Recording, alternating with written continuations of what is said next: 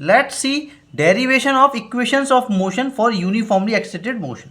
तो ध्यान रखिएगा, तीन इक्वेशन ऑफ मोशन होती थी। कौन सी होती थी? v equals to u plus a t पहली, दूसरी होती थी s equals to u t plus half a t square, तीसरी होती थी v square minus e square बराबर 2as।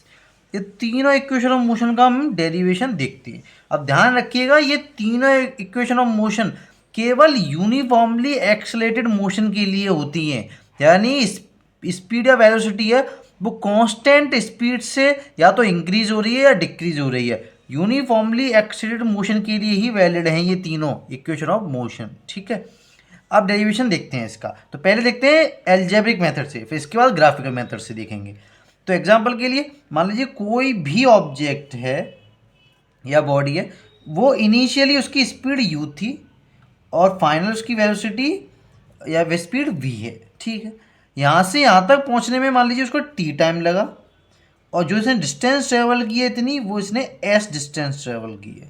ठीक है, अब जरूरी नहीं है हर चीज़ की इनिशियल वेलोसिटी हमेशा जीरो ही हो। जीरो तब होती है जब वो कोई ऑब्जेक्ट रेस्ट से शुरू होता है। अब मान लीजिए कोई ऑब्जेक्ट पहले से ट्रेवल करती हुई आ रही है, चलती हुई आ रही है, तो हमने जब अपनी वॉच ऑन की, टाइमर ऑन किया, तब उसके पास कुछ वेलोसिटी पहले से थी, तो उस टाइम पे इनिशियल वेलोसिटी उसके पास कुछ होगी। तो हमें जनरलाइज केस बना रहे हैं, तो यहाँ पे हम यू लेंगे। तो यू है initial velocity of a body, v is final velocity of the body, t is the time of the body, और s is the distance travelled by the body in t time. ठीक है, तो सबसे easy था।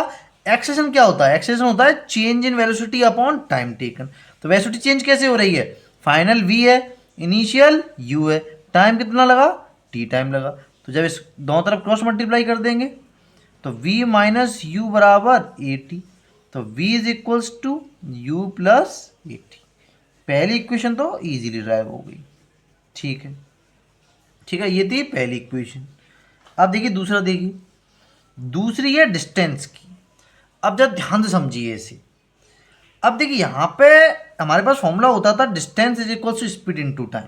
ठीक है, तो distance क्या होगा? तो डिस्टेंस का फॉर्मूला होता था स्पीड इनटू टाइम। तो यहाँ पे स्पीड इनटू टाइम कर देता हूँ मैं। डिस्टेंस एस है यहाँ पे और वी वेलोसिटी। अब लेकिन ये फॉर्मूला तभी वैलिड होता था जब बॉडी यूनिफॉर्म स्पीड से चल रही होती थी, लेकिन यहाँ पे तो एक्सेलरेटेड मोशन है, तो यहाँ पे कांस्टेंट वेलोसिटी तो है नहीं, तो यहाँ पे हम कांस्टेंट की जगह एवरेज वेलोसिटी लेते हैं। अब देखिए इसका कॉन्सेप्ट क्या है। एवरेज वेलोसिटी का मतलब क्या होता है?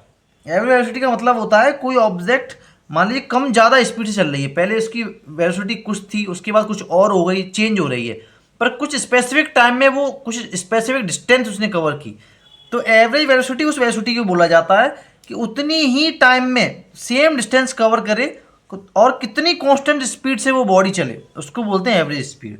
एग्जाम्पल के लिए मान लीजिए कोई ऑब्जेक्ट ए से सी तक पहुंचना है उसे। ठीक है, तो ए से बी तक मान लो उसका टोटल पाथ जो है ये 120 किलोमीटर का है। ठीक है, 120 किलोमीटर का। तो फर्स्ट 30 किलोमीटर उसने 30 किलोमीटर पर आवर की स्पीड से ट्रेवल किया। अगला 90 किलोमीटर उसने 90 किलोमीटर पर आवर की स्पीड से ट्रेवल किया।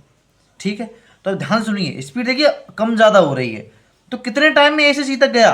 तो यहाँ डिस्टेंस, यहाँ ए से बी तक की डिस्टेंस अपन स्पीड लगाऊंगा 30/30, तो यहाँ कितना लगेगा? ए से बी तक पहुँचने में 1 घंटा लगा, बी से सी तक 90/90 करूँगा, यहाँ भी 1 घंटा लगा, तो 2 घंटे में पूरी ए सी की डिस्टेंस ट्रेवल की है। अब या तो मैं स्पीड कम ज़्यादा कर दूँ, या एवरेज स्पीड अगर यहाँ पे निकालूंगा मैं, तो यहाँ पे एवरेज स्पीड कितनी निकल के आएगी? एवरेज स्पीड होगी यहाँ पे 90 30 प्लस 90/2 यानी 60। तो 60 किलोमीटर पर आवर से मैं चलूँ, ठीक है, तो भी मैं देखिए 60 इंटू 2 2 घंटे में, तो भी 2 घंटे में 120 किलोमीटर डिस्टेंस ट्रेवल करेगी। तो या तो मैं अलग अलग स्पीड से चलूँ या एक कांस्टेंट स्पीड से चलूँ और सेम टाइम में सेम डिस्टेंस ट्रेवल कर लूँ, तो ऐसी स्पीड को बोलते हैं, ऐसी वेलोसिटी को बोलते हैं एवरेज स्पीड या वेलोसिटी। ठीक है, तो इसको मैं एज अ कांस्टेंट ट्रीट कर सकता हूँ, कांस्टेंट स्पीड या कांस्टेंट वेलोसिटी ट्रीट कर सकता हूँ। ठीक है, तो इस फॉर्मूले में आप ध्यान कीजिए, अगर यूनिफॉर्मली एक्साइटेड मोशन होता था तो इस केस में जो एवरेज वेलोसिटी का फॉर्मूला होता था हम वो सीधे लगा सकते थे, initial velocity plus final velocity upon 2, सीधे एवरेज ले लेते थे। लेकिन ये तभी लेते हैं, फॉर्मूला तभी वैलिड होता है जब यूनिफॉर्मली एक्सिटेड मोशन होता है, ठीक है। इनटू टाइम टी लग ही रहा है।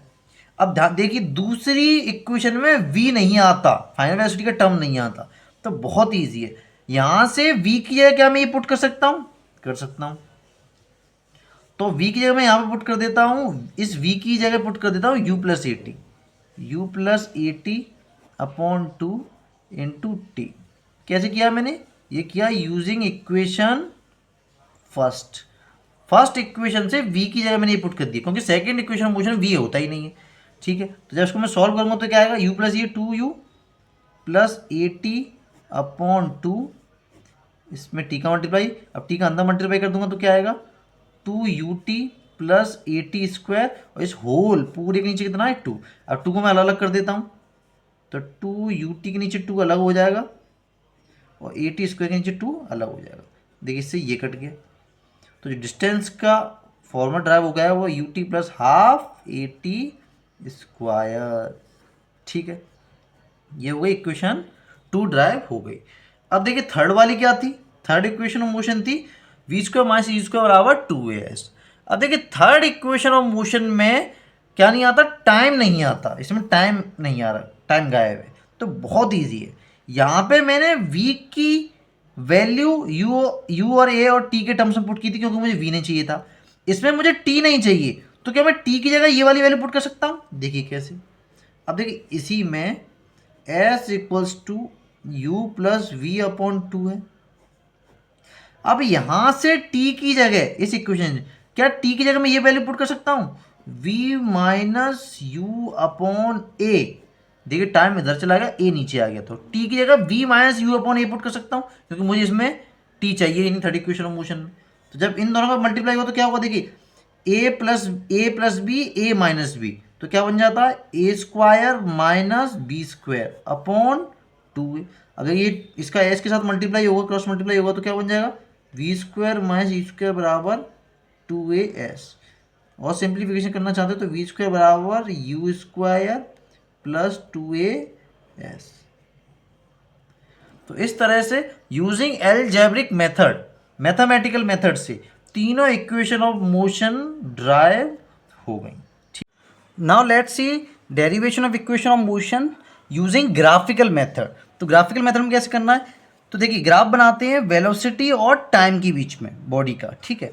तो बॉडी इनिशियली यू वेलोसिटी है उसके पास, फाइनल वी वेलोसिटी पहुंच गई कितने टाइम में, टी टाइम में। देखिए इस एक्सिस पे टी टाइम में फाइनल वेलोसिटी वी पहुंच गई। इनिशियली उसकी यू थी, जीरो वेलोसिटी में नहीं मानी, रेस्ट से शुरू नहीं हो रही। मैं जनरलाइज केस लेके चल रहा हूँ कि मान लीजिए उसके पास इनिशियल वेलोसिटी भी है, अगर जीरो होगी तो यू की जगह जीरो पुट कर दूंगा, ठीक है। तो पहला वाला तो बिल्कुल सेम है, a equals to v minus u upon t, acceleration का फॉर्मूला होता है, उससे v equals to u plus a t, पहली इक्वेशन ऑफ मोशन ड्राइव हो गई। अब दूसरा वाला काफ़ी इंपॉर्टेंट है। देखिए डिस्टेंस का फॉर्मूला होता है वेलोसिटी इनटू टाइम, लेकिन ये यूजफुल तभी होता है जब वेलोसिटी कांस्टेंट होती है, स्पीड कांस्टेंट होती है, तब ये फॉर्मूला लगता है। तो यहाँ पे कांस्टेंट के लिए मैं वी को एवरेज मान सकता हूँ, एवरेज वाली वेलोसिटी को मैं as a constant velocity treat कर सकता हूँ। तो अब वेलोसिटी और टाइम के बीच में ग्राफ दिया हुआ है, और इन दोनों का ही मल्टीप्लाई करने के बाद डिस्टेंस मिलता है मुझे। तो जिन दो क्वांटिटी के बीच में ग्राफ दिया है और उनका मल्टीप्लिकेशन के बाद कोई थर्ड क्वांटिटी मिलती है, तो वो उस ग्राफ के एरिया से मिलती है, एरिया अंडर ग्राफ, उससे मुझे वो क्वांटिटी मिल जाती है।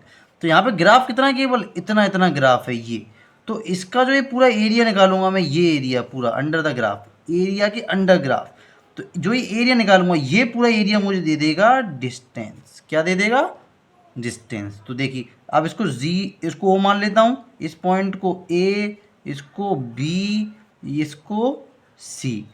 तो डिस्टेंस क्या होगा यहाँ पे, एरिया किसका, एरिया ऑफ ट्रिपेजियम, ये ट्रिपेजियम बन रहा है, trapezium O A B C, ठीक है, area trapezium O A B C.